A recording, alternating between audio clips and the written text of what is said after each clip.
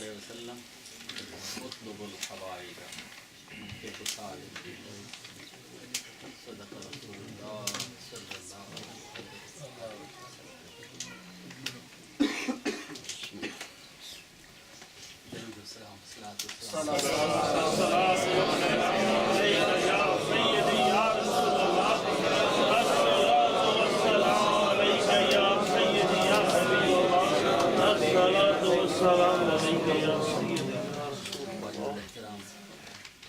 معزز خلفائے ذی شان ثناء مصطفیٰ قابل احترام حاضرین، نہایت ہی قابل احترام میری بہنیں اور بیٹی، میں اور آپ حضرات بے حد خوش نصیب کہ محبت کے جلوے لوٹ ہیں، سب کی اپنی اپنی طرف سے حاضری ایک دوسرے سے بات کرتے ہیں، لیکن ابھی میرے جو محترم علامہ صاحبزادہ برکات جو واقعہ اس میں بامثال ایک ایک جملے کے اندر برکت نہیں برکتیں تھیں، جو برکات اللہ پاک ان کے علم و فضل میں مزید برکت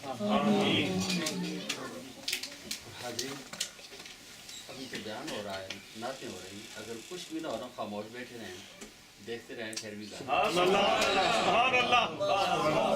اللہ سے عیدگاہ والوں کو اللہ نے کیا خوبصورت جوڑی دی، جوڑی کے ساتھ ساتھ اب جو لاسانی پاک کی تصویر آ گئی ہے تو پتہ چلتا ہے دھاگا ایک ہی ہے، یہ تین کو اکٹھے ہی ہوتی ہیں،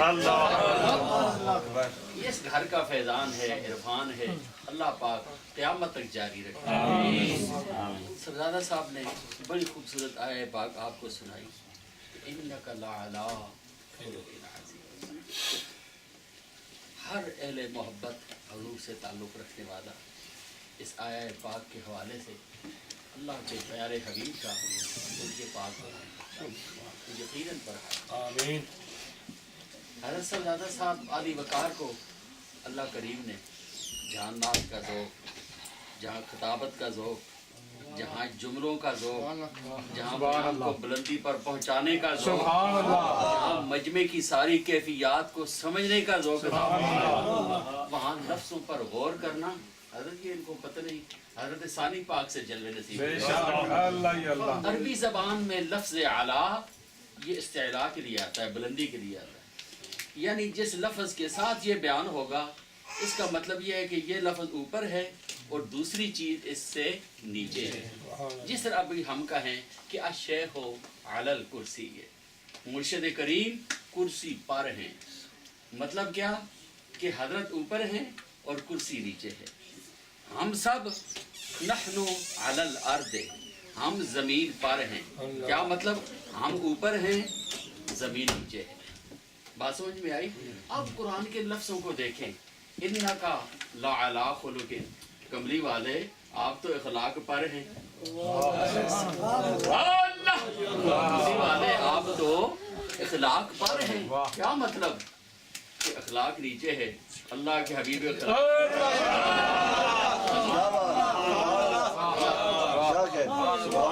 کیا وجہ ہے؟ اللہ اکبر، مجھ پر آپ پر اخلاق سوار ہوگا تو ہماری بات ہے، پر آپ کہتا ہے اخلاق تجھ پر مدینہ پاک کا کرم ہوگا تو پھر دیکھیے اتنی اس خوبصورت کیفیت کو بیان کرنے سے پہلے اللہ نے تین تاکیدیں لگائیں، انا کا لعلی، یہ تین تاکیدیں کیوں لگائیں؟ اس لیے کہ شاید کوئی یہ نہ سمجھے کہ حضور کی شان تب بلند تھی کہ حضور کو خلق عظیم ملا تھا، نہیں نہیں، خلق کی شان تب بلند ہے کہ اسے مدینہ پاک والے اللہ اکبر۔ جس کو اللہ کریم جتنا اپنے حبیب کے جلووں کے سامنے جھکنے کی، خم ہونے کی توفیق دیتا ہے، اسے اتنی ہی بلندی ملتی ہے۔ سبحان اللہ۔ حدیث پاک میں بڑا خوبصورت ایک ذکر پڑا ہے، رحمت عالم صلی اللہ علیہ وآلہ وسلم کی چچا مبارک حضرت عباس رضی اللہ تعالیٰ، ان کا گھر مسجد نبی شریف باب السلام کے بالکل ساتھ، اور ان کا پرنالہ باب السلام کے بالکل اوپر تھا۔ بارش کا موسم ہے، تیز بارش لگی ہوئی تھی، اور پرنالہ بالکل دروازے کے اوپر تھا. دور ہے امیر المومنین حضرت عمر فاروق رضی اللہ عنہ. حضرت عمر فاروق رضی اللہ تعالی عنہ مسجد نبی شریف میں آئے تو دیکھا اس پرنالے کے قریب 7 8 10 صحابی کھڑے ہیں. تو عمر نے فرمایا کیوں کھڑے ہو؟ آقا مسجد جائیں پر کیا کریں، تیز بارش ہے اور یہ پرنالہ گزرنے نہیں دیتا. کہا اچھا. جناب عمر کا قد بھی بڑا تھا، پرنالہ کھینچ کرنا چھت پر پھینک دیا. فرمایا آؤ تو پرنالہ ختم ہو گیا. مسجد نبی شریف میں سارے چلے گئے. جناب عباس آئے، دیکھا پرنالہ نہیں مسجد نبی شریف میں، اور جلال لہجے میں فرماتے ہیں کون ہے جس نے میرا پرنالہ اکھیڑا؟ کہا عباس خاموش ہو جاؤ، حضرت عمر نے پرنالہ وہاں سے اکھیڑا ہے. کہا عمر کون ہے جس پرنالے کو رسول اللہ نے اپنے ہاتھ سے لگایا؟ جو پرنالہ اللہ کے حبیب کے مبارک ہاتھوں سے لگایا گیا، عمر کون ہے اسے اکھیڑنے والے؟ جناب عمر تک یہ بات پہنچی. یہ بات ہے سننے کی. جناب عمر کی چیخ نکلی، عباس میرے ساتھ آؤ. کہاں آؤں؟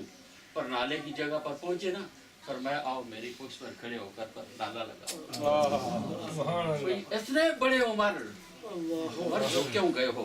فرمایا مصطفیٰ کی اداؤں کے سامنے جھکنے کا نام ہی تو بلندی ہے. سبحان اللہ، سبحان اللہ. خود اپنے وجود کی ایک سیڑھی بنا لی. فرمایا اب سیڑھی پر کھڑے ہو کر پرنالہ نہیں لگانا، میری پشت پر کھڑے ہو. لیکن اس پرنالے کی نشان، اس پرنالے کا یہ مقام ہے، اسے اللہ کے حبیب کا ہاتھ لگ گیا ہے. مدینہ پاک کی اداؤں کو سمجھنے والوں، ان اداؤں کی قدر کرنے والوں، یہی عرفان ہے، یہی ایمان ہے، یہی ایقان ہے. دوسری جو بات تھی، یہ میرے دل کی بات ہے، اور یہ میرے دل کی بات رسول اللہ کے فرمان پاک کے مطابق ہے. یہ حضور کے فرمان کا ایک جملہ ہے، صرف میں ترجمہ سناؤں گا، آپ لوگ خود بخود سمجھ جائیں گے کہ مدینہ پاک والے نے غلاموں کو تحفہ کیا دیا. میرے آقا فرماتے ہیں اطلب الحوائج بحسان الوجوہ. ارے اپنی حاجات مانگنے والوں اور اپنی حاجات کی طلب رکھنے والوں اور اپنی حاجات کسی کے سامنے پیش کرنے والوں، رسول اللہ کا ایک فرمان سن لو. یا رسول اللہ کون سا؟ فرمایا اطلب الحوائج، اپنی حاجات طلب کرنے سے پہلے بحسان الوجوہ، چہرے دیکھ لیا کر. جدھر تم اپنی تمنا کا اظہار کر رہے ہو، جدھر تم اپنی گزارش پیش کر رہے ہو، جہاں تم اپنی دعاؤں کی درخواست کر رہے ہو، جہاں سے کچھ مانگ رہے ہو، مانگنے سے پہلے چہرہ دیکھ لیا کرو. کہہ دو سبحان اللہ. اب ہمیں کہنے کی کوئی ضرورت نہیں، کوئی لائے نہ چہرے. اور میں کہوں گا، میں حضرت صاحب کی بلا کا مشہور ہوں کہ آپ نے کتنا خوبصورت جوان رسول اللہ کی امت کو دیا. ادائیں ہیں، زلفیں ہیں، چہرہ ہے، سچی داڑھی مبارک ہے. ہمارے ایک دوست عالم دین آئے تھے اور وہ کہہ رہے تھے کہ حضرت ویسے بھی سبزادہ والا شان کی کیا ہی بات ہے، لیکن جب نعت پاک پڑھنے میں ڈوب گئے نا تو پتہ چلا یہ زبان سے نہیں پڑھ رہے تھے، یہ کوئی اندر سے آواز آ رہی ہے. عیدگاہ والو، یہ شہزادہ جی کا صرف فخر عیدگاہ نہیں، یہ فخر اہل سنت،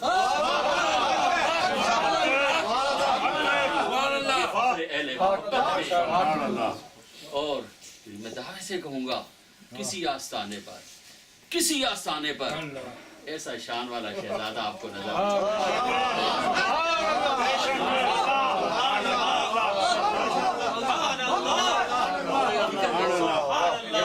علم ہے تو عمل نہیں، عمل ہے تو صورت نہیں، صورت ہے تو ادا نہیں، ادا ہے تو سخا نہیں، سخا ہے تو جود. کوئی نہ کوئی چیز کی کمی ہے، پر کہنا پڑے گا ہن آیا دور،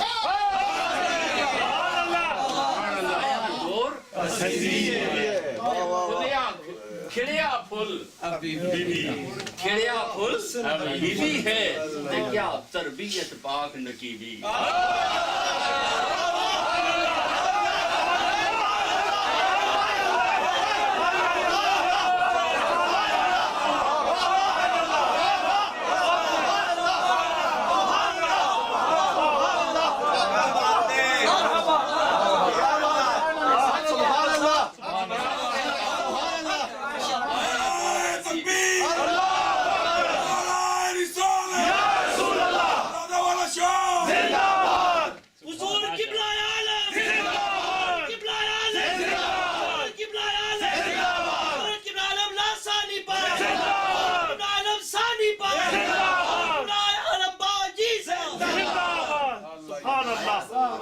سبحان اللہ سبحان اللہ آیا دور حسیب پتہ ہے دور حسیبی ہے پر جلوے بے حساب ہے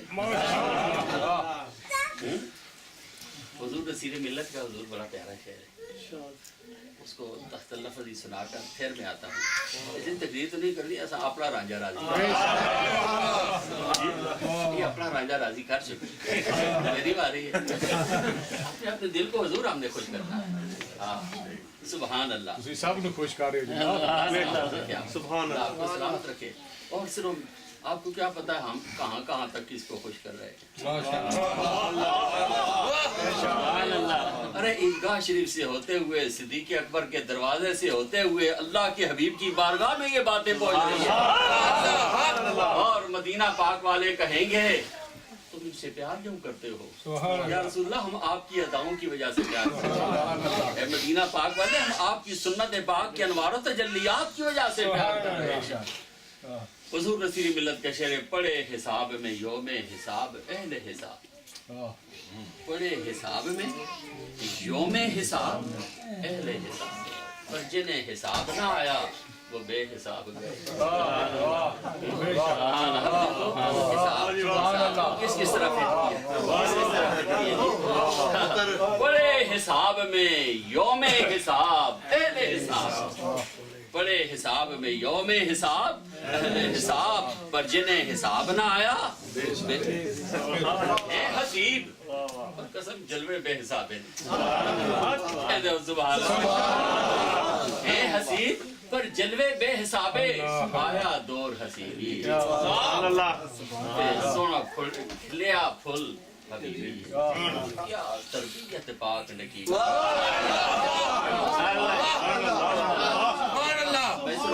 میں نے صرف وزن ہی ملا کر ردا نہیں رکھا الولدو سر بچے کے اندر باپ کے جلوے ہوا کرتے ہیں بچے کے اندر باپ کے وہ تمام عنایات ہوتی ہیں اور یہ اگر ہم دیکھیں تو پھر یہ لڑی کہاں تک جاتی ہے میرے والد صاحب رحمت اللہ علیہ انہوں نے فرمایا یہ تقریباً کس سال میں آپ عیدگاہ شریف عیدگاہ شریف میں میرے والد صاحب مجھے 1963 میں لے کر گئے تھے حضرت ثانی پاک کا کچھ عرصہ ہوا تھا وصال شریف میرے والد صاحب مجھے حفظ کے لیے چھوڑنا چاہتے تھے کہ کہنے کہ پترا پہلے میں اپنے کریم نے پوئے دکھر سے اپنے کریم نے پوئے دکھر سے تو مجھے حضرت اللہ ثانی پاک کو بڑا خوبصورت جوانی آپ کی ابھی آپ 1930 میں بتا رہے تھے یعنی اس وقت آپ کی عمر شریفہ 33 سال بھرپور جوان اور ویسے تو جوانی تو ان لوگوں سے جاتی ہے ابھی دیکھو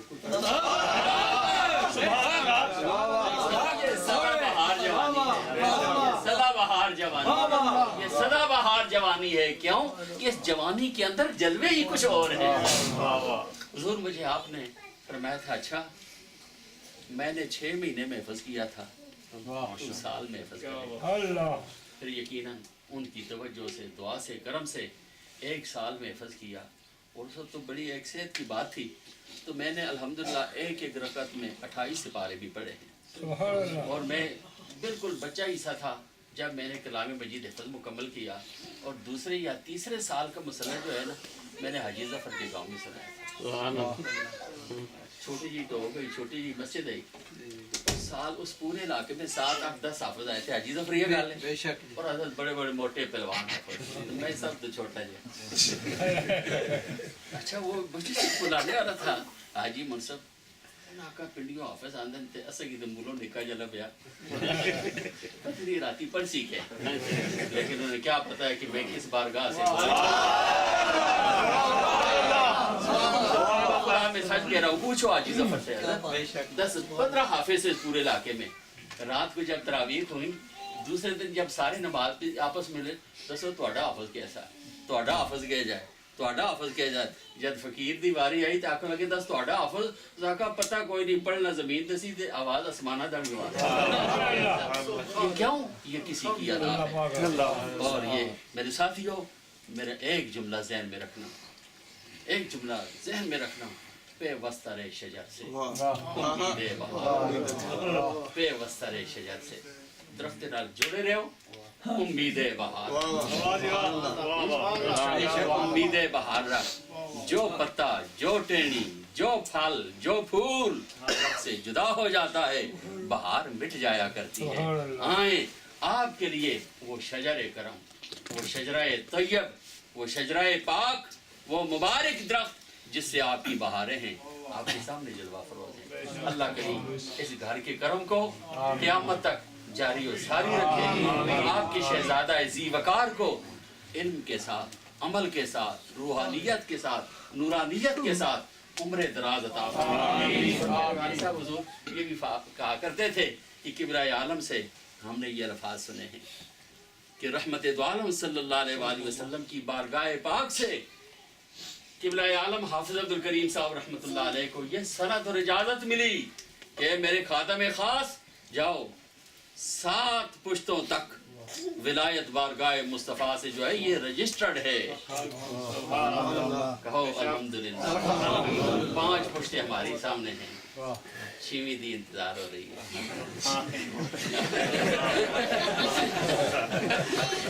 اللہ پاک اس گھر کے جلووں قیامت تک کے لیے جاری و ساری رکھے، ہم ان کے ہیں۔ کہو الحمدللہ۔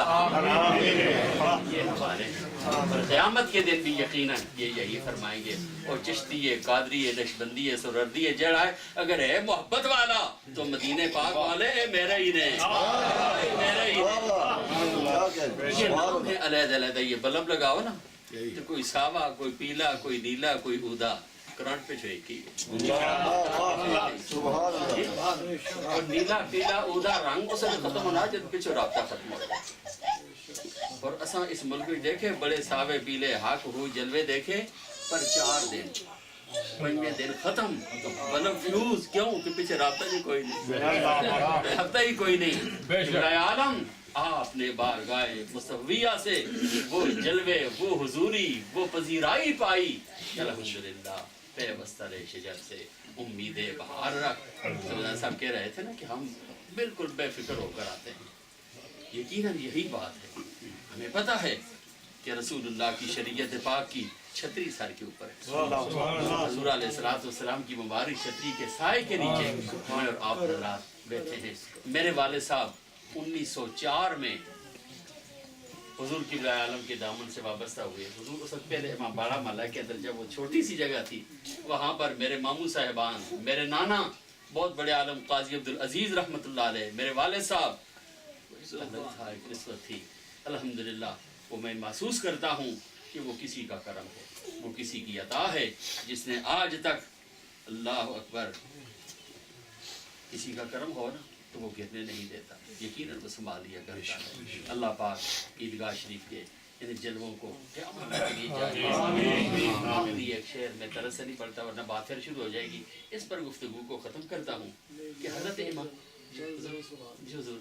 امام غزالی رحمۃ اللہ علیہ 38 سال کی عمر تھی، 32 سال تک سارے علوم پڑھے، اور غیر مذاہب کے علوم بھی حضرت امام غزالی نے سب پڑھے، یہودیت کو، نصرانیت کو، ہر مذہب کو سب کن پڑھا، تمام علوم پڑھے، کئی کتابیں لکھ چکے۔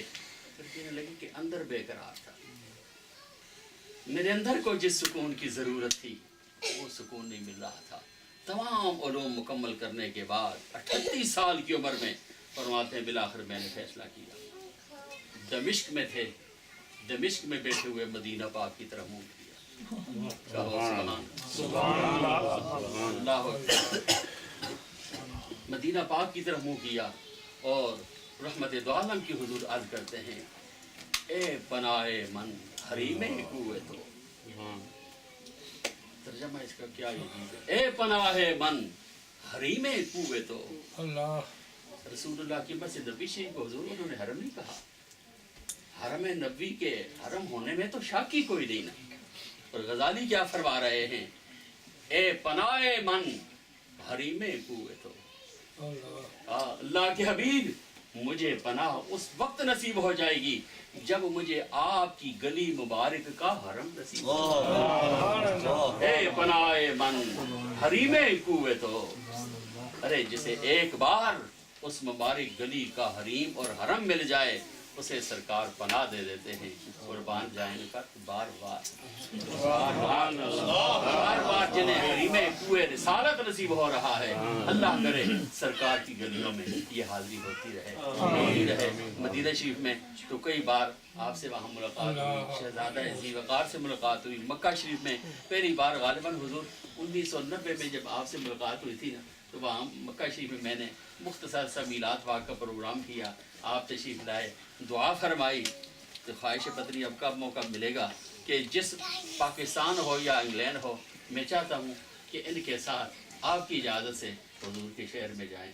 تو یقیناً وہ وقت آئے گا, یقیناً آئے گا. انک لعلی خلق عظیم.